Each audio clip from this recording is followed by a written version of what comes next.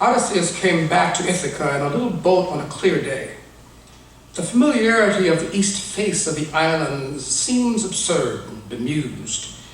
He runs a tricky rip current he has not thought about in 15 years and lands by the mouth of a creek where he swam as a boy. All his impatience leaves him, and he sits under an oak, he remembers, whose branches overhang the water, good for diving. 20 years have gone by. He reflects, what are a few more minutes? An hour passes in silence, and it occurs to him that he is tired and might as well go home. So he picks up his sword and walks toward his house, sure that whatever obstacles await will be minor compared to what he has been through. The house looks much as it did when he left. He notices that the sheep's byre gate has been mended. A rivulet of smoke rises from the chimney. He steals lightly in hand a sword, thinking how ridiculous it would be to come so far and lose everything in a moment of carelessness. Within, Penelope is at her loom, and an old man drowses by the fire. Odysseus stands in the doorway for a while before Penelope notices him and shrieks, dropping her shuttle, and before she draws another breath, running and embracing him, kissing him and wetting his cheeks with her tears. "Welcome home," she says into his chest. The man by the fire stands up looking possessive and pitifully concerned, and in an intuitive flash, Odysseus knows that this is her husband. The idea is absurd. The man is soft, gray, and heavy, no hero, and never was one. One would not have lasted an hour in the blinding glare before the walls of Troy. He looks at Penelope to confirm his guess and notices how she has aged. Her hips wider, her hair more gray than not, the skin around her eyes traced with fine wrinkles. Without the eyes of homecoming, there is only an echo of her beauty. She steps back from him and traces a deep scar on his shoulder, and her wonder and the man's fear become a mirror. He realizes that with his blackened skin, tangled beard, and body lean and hard from years of war, he looks like a reaver, a revenant, a wolf of the sea. Willfully composed, Penelope puts her hand on his shoulder and says that he is most welcome in his hall. Then her face collapses into tears, and she says she did not think he was coming back, had been told that he was dead these last 8 years, had given up a long time ago, had waited as long as she could, longer than anyone thought was right. He had spent his days of exile imagining different homecoming scenarios, but it had never occurred to him that she would just give up. The town deserted, his house overrun by violent suitors, Penelope dying or dead or burned, but not this. Such a long trip, he thinks, and so many places I could have stayed along the way. Then mercifully, revelation comes. He realizes that this is not Penelope. This is not his hall. This is not Ithaca. What he sees before him is a vengeful illusion, the deception of some malevolent god. The real Ithaca is elsewhere, somewhere on the sea roads hidden. Giddy, Odysseus turns and flees the tormenting shadows. Fugitive. The high fires on the Trojan shore illuminated the revels of the Greeks, their long shadows arriving behind them. Their ships rode low in the water, heavy with gold and slaves, and their adversaries were in chains or in hell. Odysseus, architect of the victory, watched his comrades stagger triumphantly and lent half an ear to the crying of gulls, hoping to hear Athena. Agamemnon, mouth purple and scabbard flapping emptily, found him and asked why he sat off by himself, to which Odysseus replied that 10 years had accustomed him to vigilance. Agamemnon said that the dead would not be arming themselves, and if they did, the Greeks had beaten the very gods. So come and drink to our victory over the Trojans, the dogs, and may nothing grow in their broken, salt-sown city but weeds and evil rumors. Odysseus said, the house of Priam is broken. His son's dead. There is nothing left for you to curse. Agamemnon stood with great dignity, adjusted his breastplate and ill-fitting treasure looted from the battlefield, and went away. That night, Odysseus dreamt of the ruins and saw the gods rebuilding the city's shattered walls. Next to him, Athena leaned on her spear and watched the work. Odysseus asked her why the gods were rebuilding Troy when some of them, even she, had been in such pains to destroy it. Oh, the gods are not rebuilding Troy, she said, as it has not yet been erected.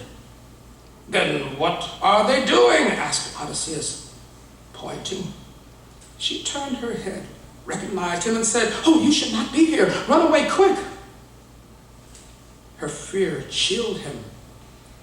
Just then, the last stone was laid on the city wall. Its gates swung open silently and came to with a click. The next morning, the men pushed the gray ships down the beaches into the green sea. As they sailed away, the camp's cold fire pits and abandoned barricades looked as forlorn as Troy's black husk. Odysseus' homeward trip, first joyful, soon became a misery. Fate seemed to have a grudge against him and his Ithacans, sending them in quick succession, the cannibal Cyclops, the Lotus Eaters, the Sirens, Circe, and an inexorable Scylla. A year stripped Odysseus of all his men, gone down to death, and all his ships torn to flinders or sunk in the sea, and found him clinging to a crude raft as he drifted alone through a bad sea. Odysseus woke up as the water closed over him and thrashed his way to the surface, crying out though there was no one to hear him. The fog was thick. There was nothing to see but whitecaps and sticks from his raft that sank as he snatched at them. There was no better strategy than striking out hard for land. For all he knew, he would find it. There was not much hope, but it was better than waiting to drown. So he started swimming. He regretted that there were no landmarks, and he was possibly swimming in circles. His shoulders burned, and then his lungs, and he was nearly spent when, to his amazement, he drove his hand into something hard that resonated under his blow. He looked up and saw faces peering down at him from a gray ship with a long eye on its prow. A familiar voice said, I expected better of you, if only a better escape. Strong hands pulled him up and dropped him on the deck. He lay there thinking that whatever circumstances he had stumbled into, it was bliss to draw breath, feel the ship moving under him, and not to think of drowning. His eyes were blurry with salt, but rubbing them, he found himself looking at Agamemnon's golden greaves. Oh, did you think you could desert so easily after I went to so much trouble to recruit you? Can this be Odysseus of the labyrinthine mind? The sailors, embarrassed on his behalf, avoided looking at Odysseus. He put on dry clothes and realized they had been brought by Alcmene, who had died with a Trojan arrow in his heart the day of Hector's funeral. The fog was gone. The sun hung in the sky, his heart beat. There was nothing to say. Agamemnon had the unresisting Odysseus locked below decks. After sleeping, he searched the hold, and finding nothing, broke into Agamemnon's cabin. Its lock was contemptible. Among weapons, wine cups, and trophies of war, he found a book called the Iliad.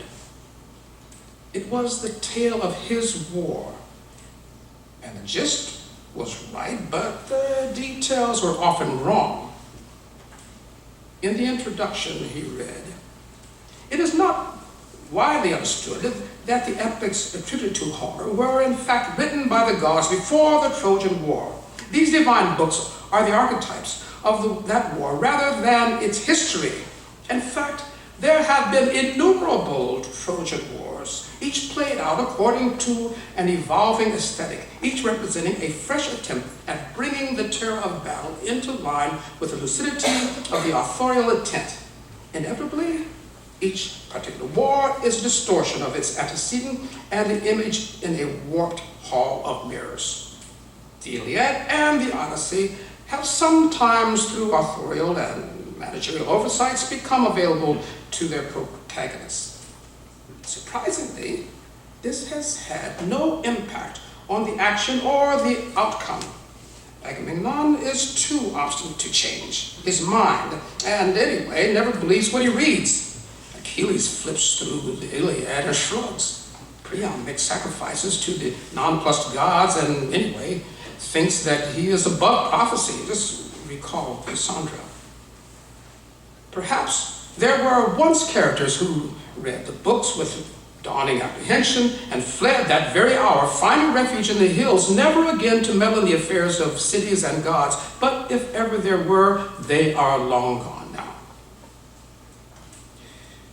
In time, they came to Troy, and there was Achilles, forthright in gold and full of life, leaping from his ship's prow, the first to set foot on Asian soil. The Ithacans arrived and gathered around Odysseus, asking him where he had gone and why he had left his own ship and taken a berth with Agamemnon. He had liked most and mourned all. They asked him what moved him so. It had been just 2 weeks since they last saw him. Odysseus said he had seen by signs and portents that it would be a long war. Everything fell out as before. In the first year, Achilles fought a Trojan champion who was proof against blades and stones and strangled him with his helmet strap. In the second year, Hector led an attack on the Greek camp and killed Agamemnon's son. And in the third year, the Amazons fought alongside the Trojans and slaughtered many Greeks with javelins, and so on, as though choreographed. The Greeks attacked the city and arrows, and death found their appointed marks. Odysseus knew who was going to die, so he was able to say his goodbyes. Men said he was bad luck. He saw Athena from time to time, though she was silent. Sometimes she looked at him with pity. Other times her face was unreadable. He looked at his image in polished blades and water.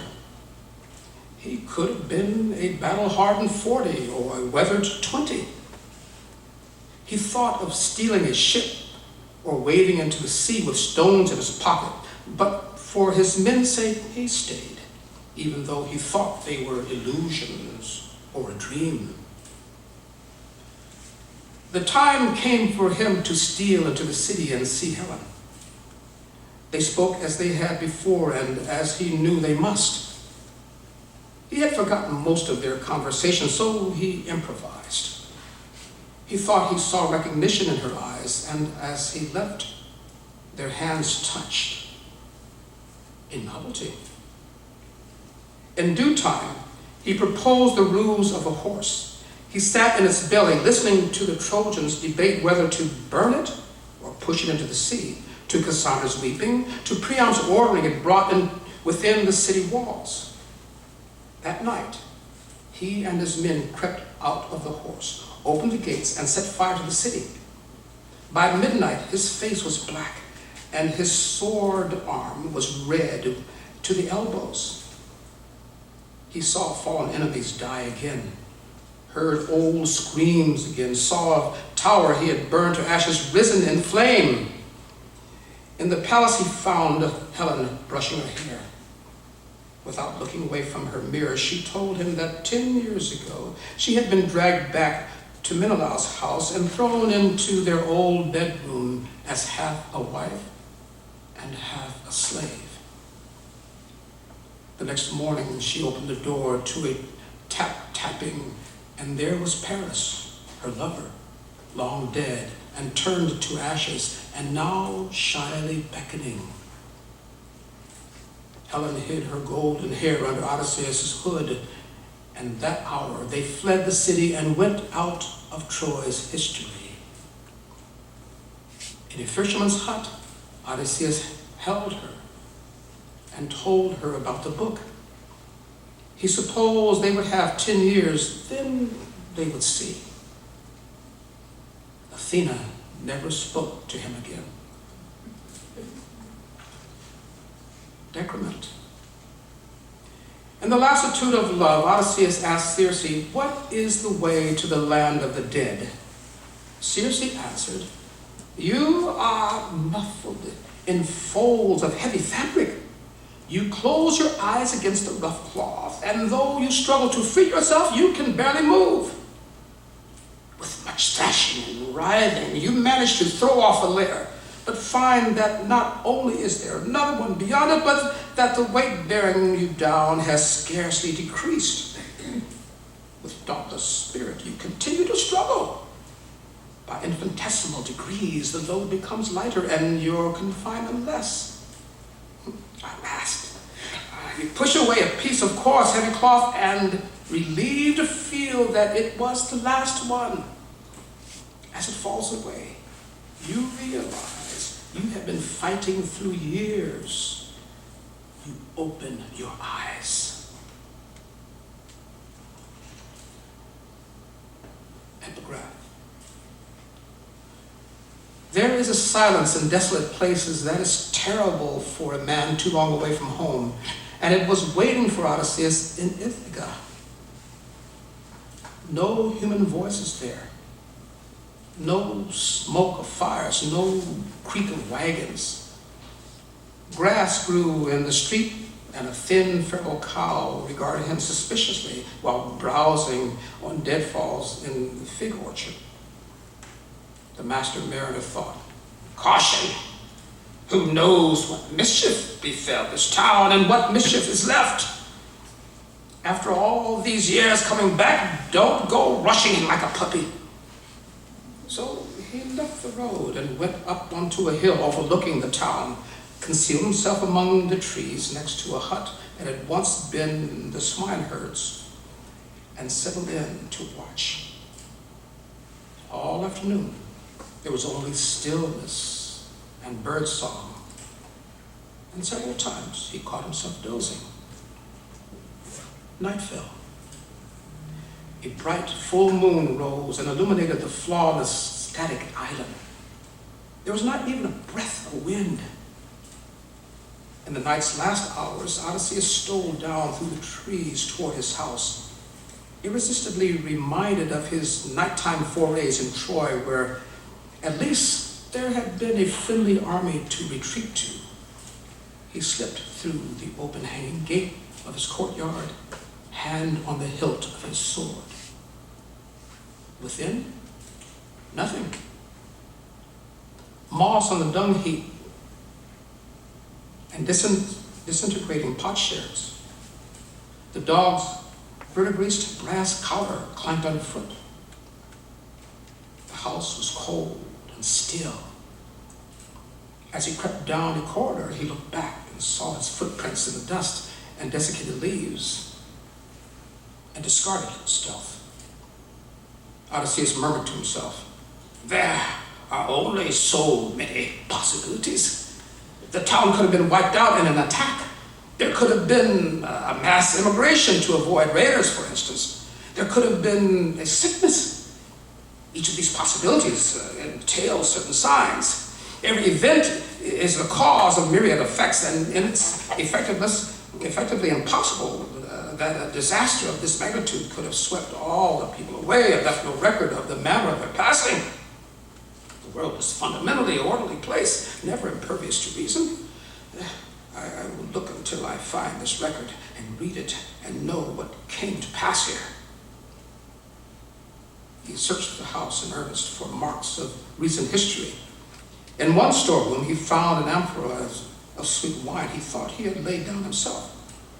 In another, he found a cobwebbed pile of weapons and armor.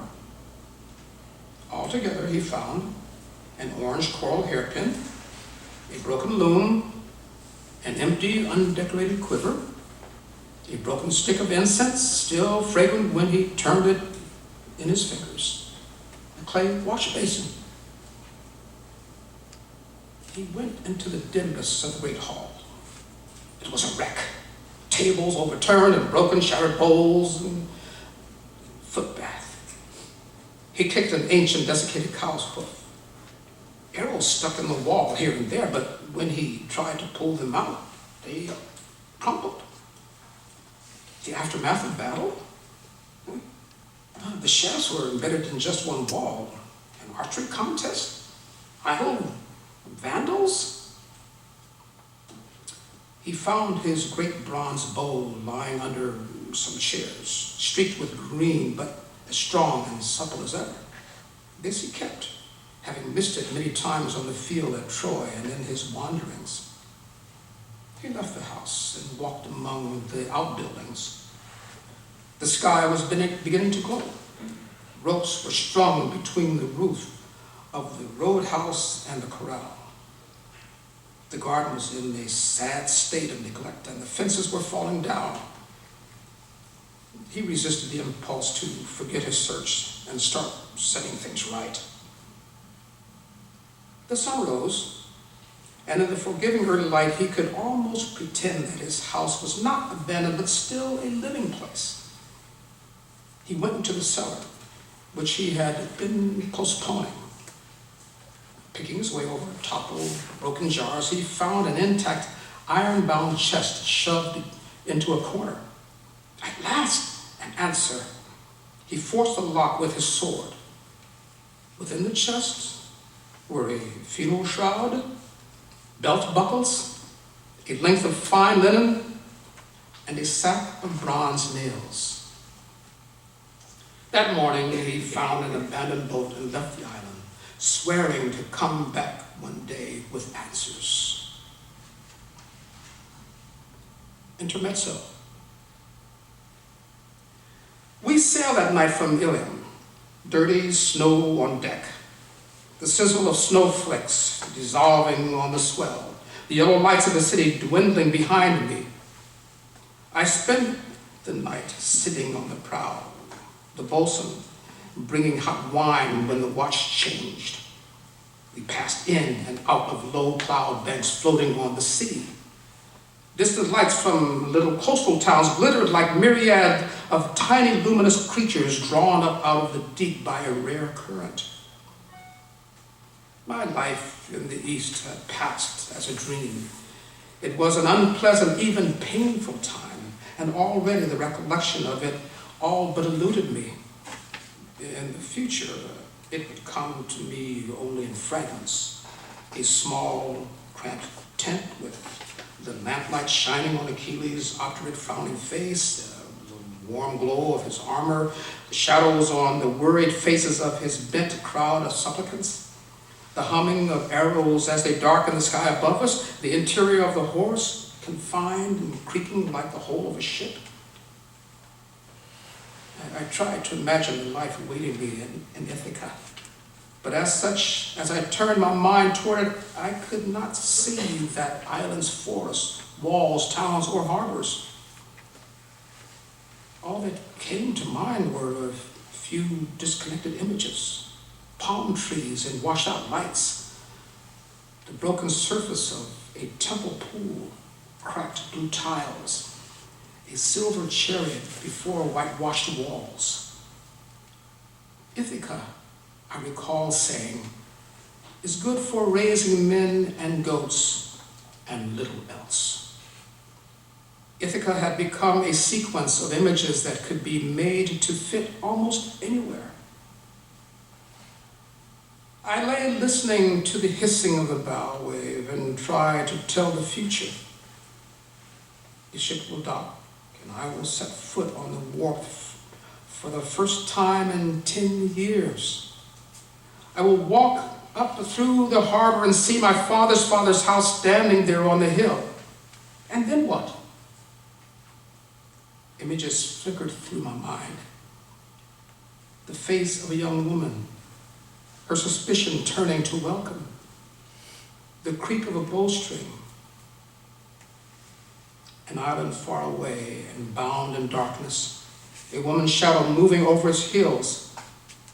I stared up at the lightening sky and imagined that the contours of the blurring, intricate clouds just visible were a map of the near future.